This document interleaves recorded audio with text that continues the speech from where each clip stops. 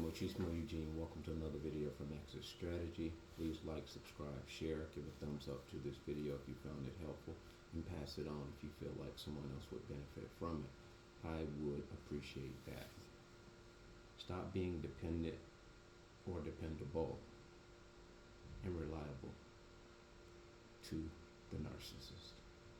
Stop and remain undependable and unreliable to the narcissist. And for obvious reasons. When they meet you, they want you to adopt their codependency allegiance. But of course, a lot of us, when we met them, we were codependent already. So what they did, they just capitalized on what was already there. But post-awakening, empaths, chosen ones, it's a fresh new day. We know exactly who we are and who we were designed to be. We know in which shoes we wear, and we know how to move, and we move accordingly. We don't move because everybody else moves. Like that song goes, you move, I move. We have realized that we have to carve out our own journey and our own destiny. So when they meet you, they want to transfer their weaknesses, their insecurities, their inadequacies, and their low self-esteem, and they want to give that to you. This is why when they leave, this is how you feel. You feel exactly how they feel inside. You begin to feel like that. And you also begin to behave like them shortly after the awakening. You've adopted some of these behaviors, like conniving, backbiting, backstabbing type stuff. You've seen these relationships where they were so toxic, you couldn't figure out which one was the toxic one, because what the narcissist has done, it has recruited and indoctrinated you to behave pretty much in the fashion like they do. But see, they don't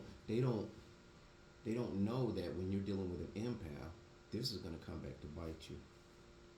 And because when an empath goes supernova, it is not a good sight. It is not a good sight. It's a cannibal pass on steroids. So become undependable and unreliable to the narcissist. What I mean by that is, even though we're post-awakening, we're awakened. We know. We are able to recognize quicker than not a toxic person at the very least. And in many cases, we are able to perceive very shortly or very quickly, relatively quickly, that they are disordered in some way, shape, or form, just based on a lot of the behaviors and consistent behaviors, not just surface stuff.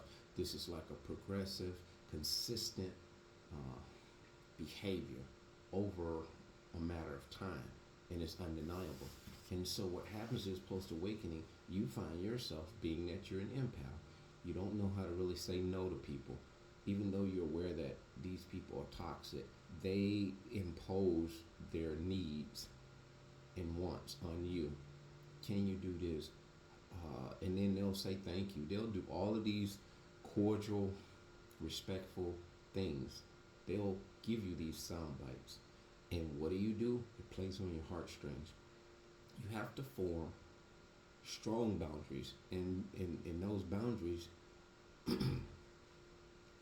they don't cease at just what you will and won't let somebody do to you. It extends way beyond that. It also involves you knowing when to say no, when to say, I'm busy, I have many things I have to do. Not even I'm sorry, just say, I got a lot I got to do. I got some things I got to take care of. I have something that's pressing right now. And you really don't want to leave the door open like that last statement. I really have some things I need to do right now, because they'll come back with a response to that and say, well, okay, when you finish with that, can you come and do this? You have to find a way to say, well, you know what? I really can't. You don't have to give them an explanation. You just have to tell them that this is what is going on in my life. I have a lot of obligations I'm dealing with right now. And mind you me, they will make sure they remember that you did that. And they will find a way to capitalize on that the next time around. Especially if they determine that you need anything from them or you need anything, period, from anyone. They'll just pop up. And to be in your presence and knowing that you have a need. This is why you must move in silence. This is why you must not be so open about the knowledge you have, other than here speaking on these platforms.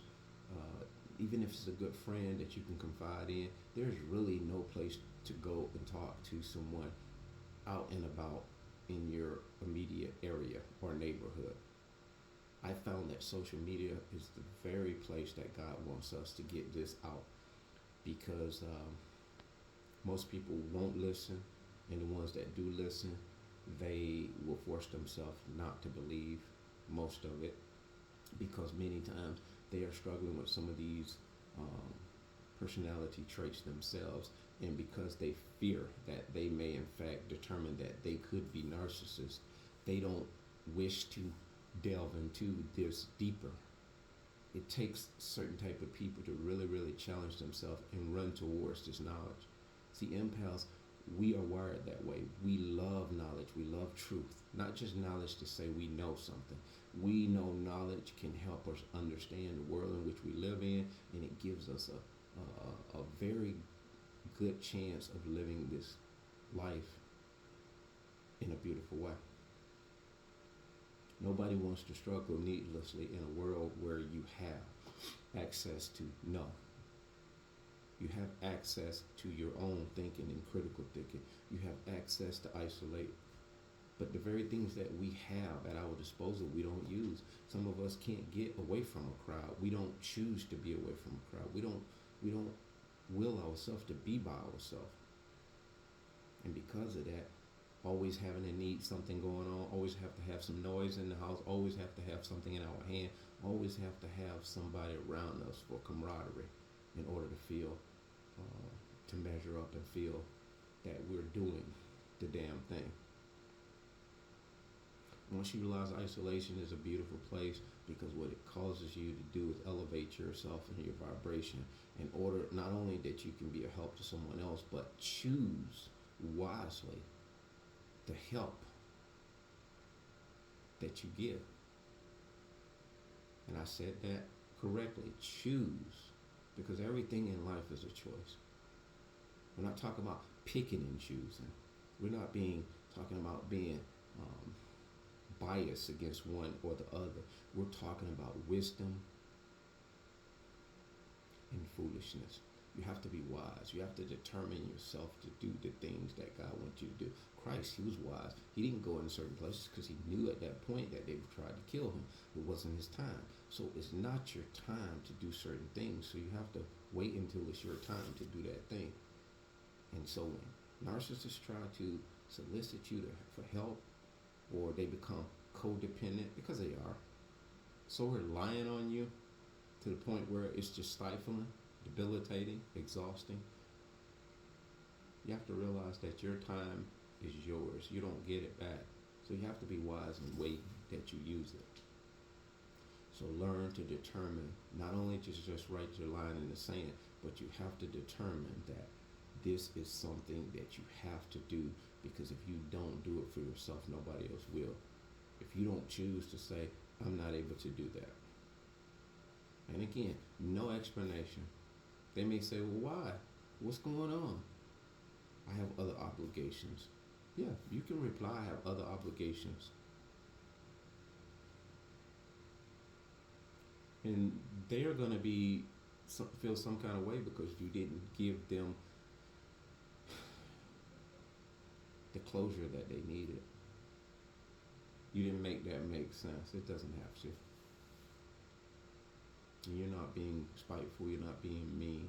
What you're doing is you're taking back your damn power. You're taking your power, you're taking your energy, you're taking your fuel, and you're hoarding it. You're hoarding it for you in order that you can distribute it to people who are deserving of it. This is why you were put here. You weren't put here to waste your energy, your time, your efforts, and your energies and your gifts. but we've wasted it far too long on all the wrong people. And I say waste because God allowed us to do that. We were the blessing that the narcissists needed. But you know what? In order for them to be able to understand that it was a blessing, they have to first understand that they are cursed. And they can't see the forest for the trees.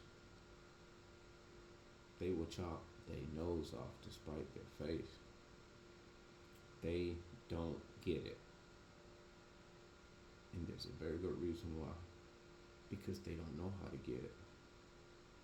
We can not realistically believe that a narcissist at an adult stage of their life will go back and revisit where they erred at and where they deserted their true self at, and will themselves and choose to do the work to get back to where they should be. It is an illogical thing for us as believers, I was about to say, believers, empaths, and chosen ones to believe that that is going to happen. Whether it's a possibility or not, we are realistically aware that this will not happen anytime soon. And if it did happen here or there, that would be pale in comparison to all the narcissists in the world.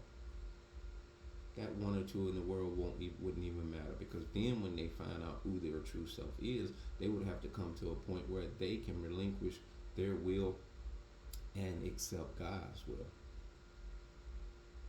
So that's kind of like a twofold purpose, because you'll get narcissists in the church and they will give the illusion like they've given their life to God. How do you know? You'll know them by their fruits. That being said, bless.